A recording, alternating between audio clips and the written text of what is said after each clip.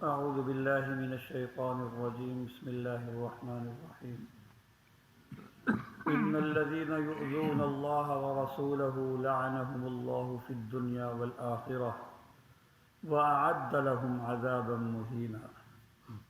سورہ الاحزاب کی آیت نمبر 57 کی میں نے تلاوت کی ہے۔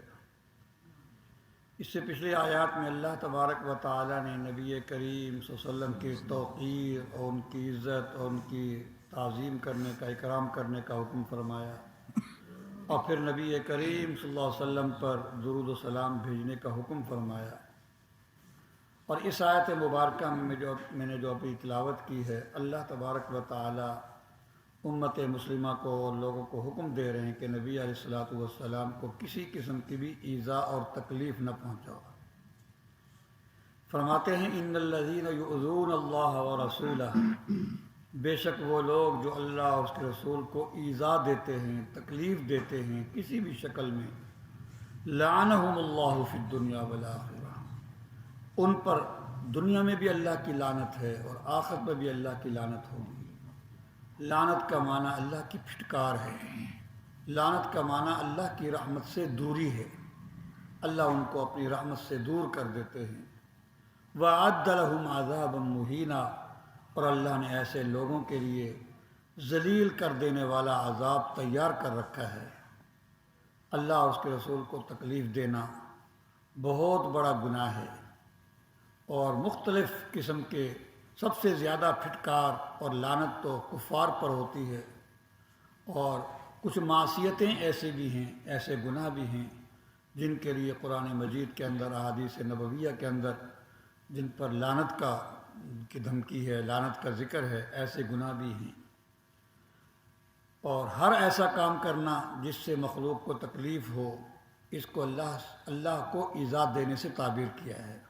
ہر ایسا کام کرنا جس سے مخلوق کو تکلیف ہو، اس کو اللہ کو ایذا دینے سے تعبیر کریں۔ اس کام سے بھی اللہ کو کیا ہوتی ہے؟ ایذا ہوتی ہے، اللہ کو تکلیف۔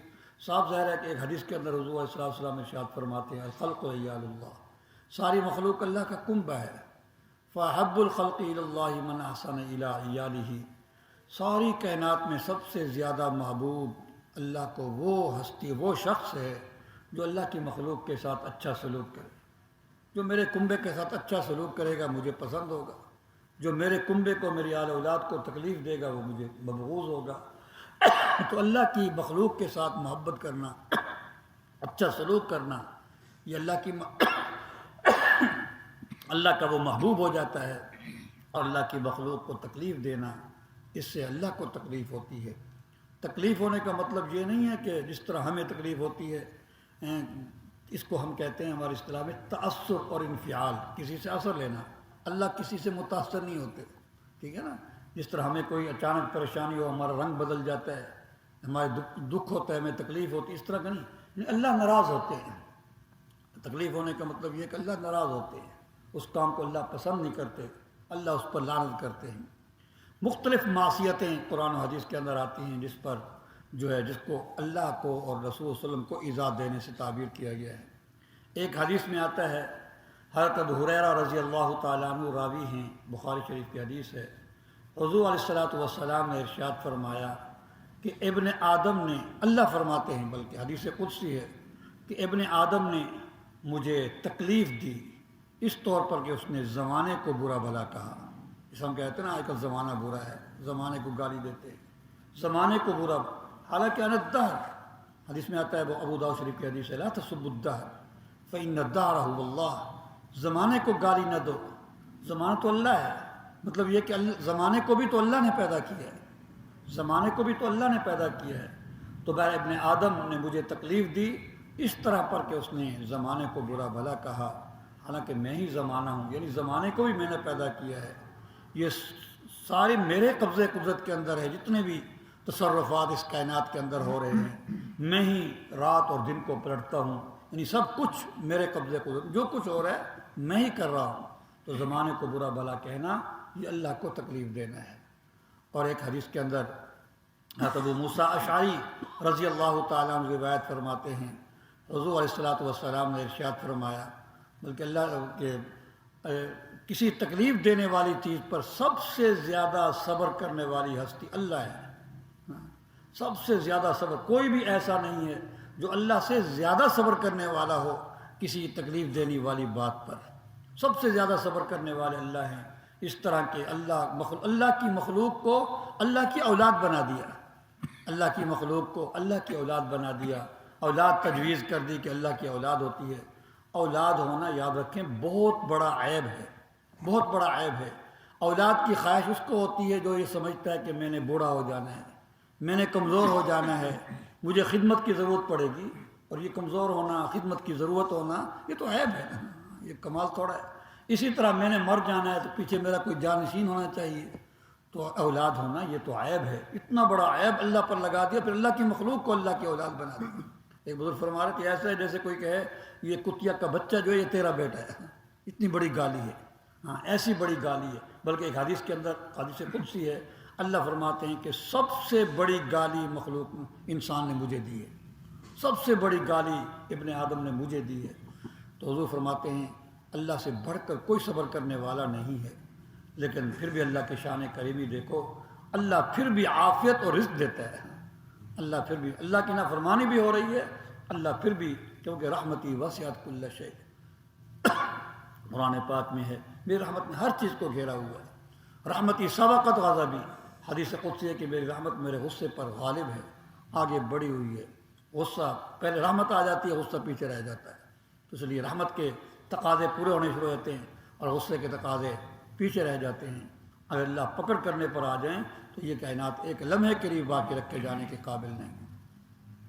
ایک حدیث کے اندر آتا ہے، حضرت صائب بن خلاد رضی اللہ تعالیٰ عنہ، ابو داؤد شریف کی حدیث ہے، وہ فرماتے ہیں کہ ایک مرتبہ ایک آدمی نے چند آدمیوں کی امامت کرائی مسجد نبوی میں، اور اس نے پھر قبلے کی جانب میں تھوک دیا، قبلے کی جانب میں۔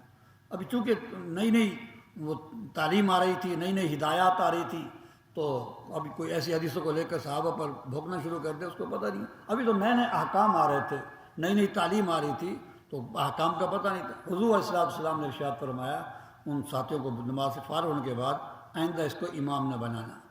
جب دوبارہ کوئی موقع آیا اس کے امام بننے کا تو لوگوں نے روک دیا کہ حضور صلی اللہ علیہ وسلم نے ہمیں منع کیا تھا۔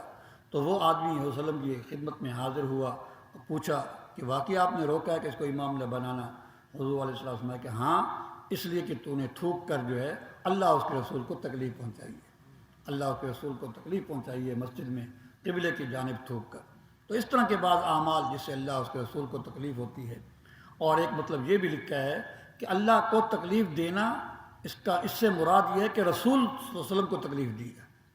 تو یہ بھی حضور صلی اللہ علیہ وسلم کی بڑی عزت اور توقیر اور اکرام ہے کہ حضور علیہ السلام کو تکلیف دینے کو اللہ کو تکلیف دینے سے تعبیر کر دیا کہ حضور کو تکلیف دینا ایسے ہی جیسے اللہ کو تکلیف، ہم کہتے ہیں نا تو نے میرے اس ملازم کو ستایا ہے، ایسے ہے جیسے تو نے مجھے ستایا ہے، جیسے تو نے مجھ پر حملہ کیا، تو نے میرے ملازم پر حملہ نہیں کیا، تو نے مجھ پر حملہ کیا۔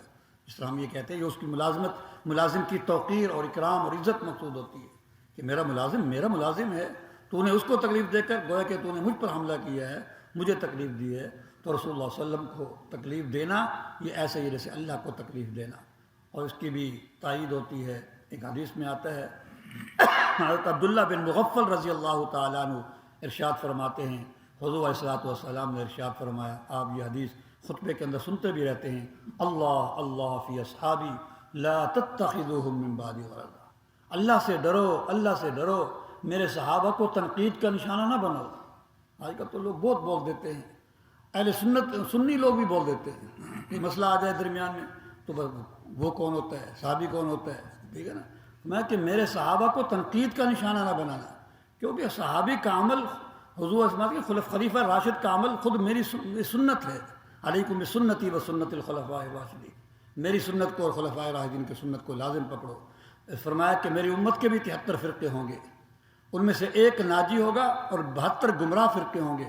صحابہ رضی اللہ، وہ ایک ناجی فرقہ کون سا ہوگا، نجات پانے والا؟ فرمایا ما انا علیہ و اصحابی، صرف یہ نہیں فرمایا کہ ما انا علیہ جس طریقے پر میں ہوں، فرمایا جو میرے اور میرے صحابہ کے طریقے پر چل رہا ہوگا، جو میرے اور میرے صحابہ کے طریقے پر۔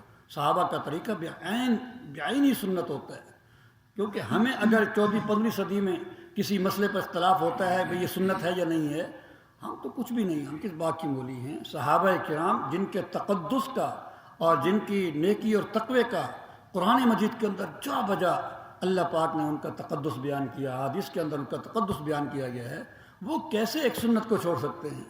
وہ کیسے ایک خلاف سنت پر اجماع کر سکتے ہیں؟ سارے اکٹھے ہو کر خلاف سنت پر اجماع کر سکیں؟ یہ تو ایسے ہی جیسے دین کو ڈھا دینے والی بات ہے۔ اس لیے تو فرمایا کہ میرے صحابہ کے بارے کو تنقید کا نشانہ نہ بنو۔ فمن احبہم فبحبی احبہم، جو صحابہ سے محبت کرتا ہے در حقیقت اس کے دل میں میری محبت ہے۔ ومن ابغضہم فببغضی ابغضہم، جو کسی صحابی سے بغض رکھتا ہے، بھونکتا ہے، وہ در حقیقت اس کے دل میں میرا بغض ہے۔ اگر میری محبت ہوتی تو میرے ان خادموں پر کبھی وہ بکواس نہ کرتا، در حقیقت اس کے دل میں میرا بغض ہے۔ آگے فرمایا کہ جو میرے صحابہ کو تکلیف دیتا ہے وہ ایسے ہی ہے جیسے وہ مجھے تکلیف دے رہے ہیں۔ پھر آگے فرمایا جو مجھے تکلیف دے، من آذانی فقط آذ اللہ، جو مجھے ستاتا ہے، تکلیف دیتا ہے، وہ در حقیقت اللہ کو تکلیف دے رہا ہے۔ سب سے محبوب ہستی، کسی کی محبوب کوئی ہو، کوئی اس کو تکلیف دے تو محبت کرنے والے کو تکلیف ہوتی ہے۔ تو جس نے صحابہ کو تکلیف دی اس نے گویا کہ مجھے تکلیف دی، اور جس نے مجھے تکلیف دی اس نے گویا کہ اللہ کو تکلیف دی۔ تو نبی صلی اللہ علیہ وسلم کو ستانا یہ ایسے جیسے اللہ کو ستانا۔ اسی طرح پھر صحابہ کرام کو تکلیف دینا یہ بھی وہ عمل ہے جس سے اللہ کے رسول کو تکلیف ہوتی ہے، اور ہر ایسا عمل جس سے اللہ کے رسول کو تکلیف ہو یہ موجب لعنت ہے، اس پر اللہ کی لعنت ہوتی ہے۔ ایک حدیث میں آتا ہے جب وہ حضرت عائشہ صدیقہ رضی اللہ تعالیٰ عنہ والا قصہ چلا، بہتان والا، تو عبداللہ بن ابی بن سلول رئیس المنافقین کے گھر میں بیٹھ کے ہوتی تھی۔ ان کا مقصد یہ ہوتا تھا، جس طرح آج کا سوشل میڈیا ہے نا، اس پر بھی ایک میڈیا ہوتا تھا، مقصد یہ ہوتا ہے کہ انتشار پیدا کر، بس باتیں ایسی پھیلاؤ، جھوٹی باتیں پھیلاؤ، یہ ہر زمانے میں رہے تاکہ لوگ پریشان رہیں اور ہر چیز میں عدم استحکام رہے۔ یہ مستقل ایک سازش، مستقل ایک جنگ ہوتی ہے، یہ ہر زمانے کے اعتبار سے اپنا اپنا آج کل سوشل میڈیا ہے۔ فرمایا کہ منصوبہ بندی ہو رہی تھی کہ اس بات کو خوب پھیلایا جائے، مدینہ کے اندر بھی، مدینہ سے باہر بھی، تو وہ منصوبے بن رہے تھے اس بات کو پھیلانے کے۔ حضور علیہ الصلوۃ والسلام نے ارشاد فرمایا وہ شخص مجھے بہت تکلیف دیتا ہے، حالانکہ وہ اصل بات تو عائشہ صدیقہ رضی اللہ عنہ کی کر رہے تھے، لیکن عائشہ کو تکلیف دینا یہ گویا کہ نبی پاک صلی اللہ علیہ وسلم کو تکلیف دینا ہے۔ اسی طرح یہاں بھی فرمایا، اسی حدیث کے اندر میں نے عبداللہ بن مغفل سے روایت کی ہے کہ جس نے میرے صحابہ کو تکلیف دی اس نے مجھے تکلیف دی۔ تو جو صحابہ کو برا بھلا کہتا ہے وہ در حقیقت اللہ کے رسول کو برا بھلا کہہ رہا ہے۔ تو وہ، اور جو اللہ کے رسول کو برا بھلا کہے، حدیث قرآن کی آیت کہہ رہی ہے، وہ لعنت کا مستحق ہے۔ تو صحابہ کو برا بھلا کہنے والا بھی لعنت کا مستحق ہے، کسی شکل میں برا بھلا کہتا ہے، کیونکہ صحابہ کو برا بھلا کہنا، ان کو تکلیف دینا، نبی کو تکلیف دینا ہے، اور نبی کو تکلیف دینا فرمایا لعنہم اللہ، اللہ کی اس پر لعنت ہے۔ جس پر اللہ لعنت کرے وہ کیسے ایمان کے اندر باقی رہے گا؟ وہ کسی وقت بھی مرتد ہو سکتا ہے۔ اس لیے اللہ کے رسول کو، اللہ کے رسول کے صحابہ کو، اللہ کو کسی چیز میں بھی تکلیف نہیں دینی چاہیے۔ اللہ پاک نے ایسے لوگوں کے لیے ذلیل کر دینے والا عذاب تیار کر رکھا ہے۔ الحمدللہ۔